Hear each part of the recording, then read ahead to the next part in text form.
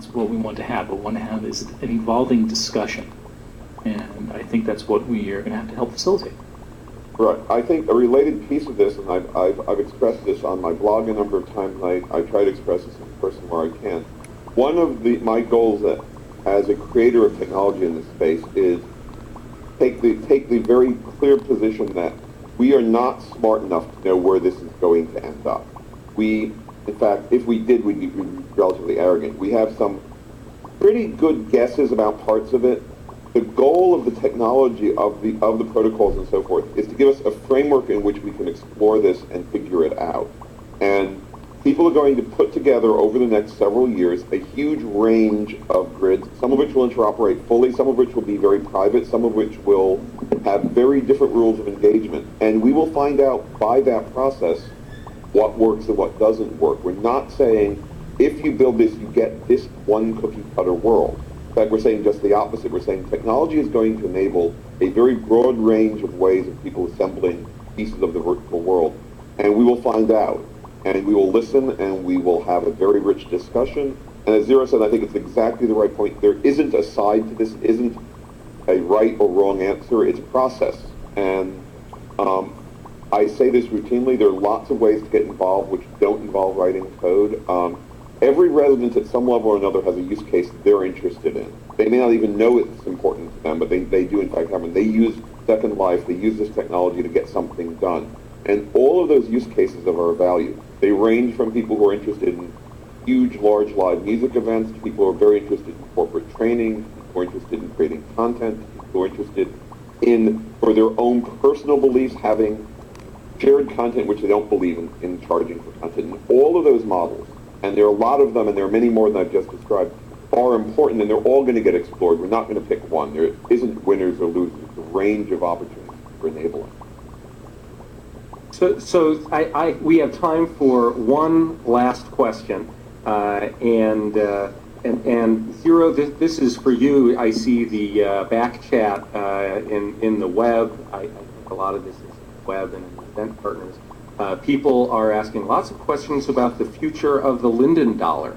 And I know that Z and I believe M and Philip have all mentioned at some point recently the thought that the Linden dollar could have could have use and value outside just the world of Second Life.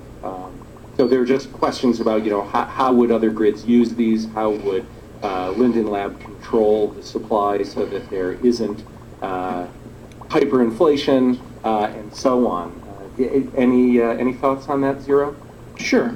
So obviously, I think not just Linden Lab, but a lot of people in Second Life think the Linden dollar is a tremendously valuable asset and is a great system and one that we want to grow in the ways in which people can use it. As far as, what happens when grids open up and why won't that cause spell doom for the Linden dollar, recognize that we believe the Linden dollar is a valuable asset, which means that we're not going to engage willy-nilly in any form of exchange or work which would somehow cause that to be put at risk.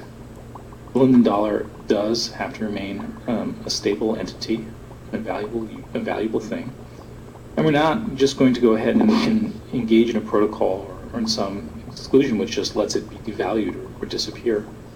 I think a thing for people to think, or a caution I would give, is when you think about how the grid opens up, it's very easy to be very quick to assume in what manner or in what style or what lack of controls there may be when that opens up.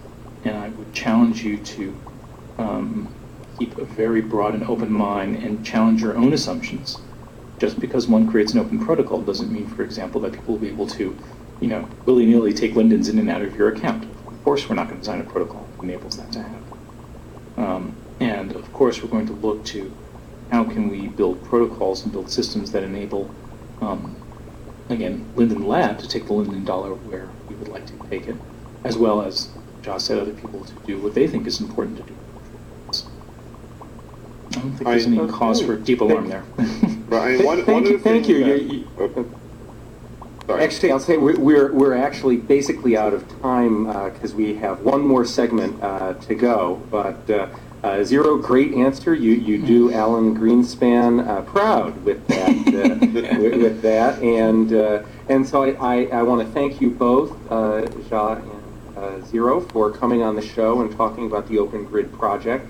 I, for one, also just want to give a quick shout out to all the many folks, and I've been reading the back chat, all the people who have been involved with this. And I gather you're handing a whole bunch of work over to Wump Linden, who I see is right here with us on Muse Isle. So Wump, have fun, and no doubt we'll be trying to get you on the show to see how much hair you have left in several months. Zero, Ja, thank you so much for coming on.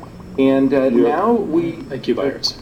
Thank you. And just a final comment to anyone listening. Yes. And this is my universal comment to people. If you've got questions, concerns, or issues, I'm very visible on Second Life. I listen to IMs, drop me a hello, and come talk to me about it. Great, we appreciate that.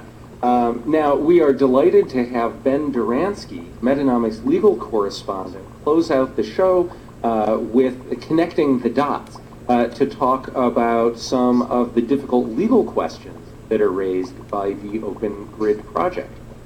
Ben, take it away.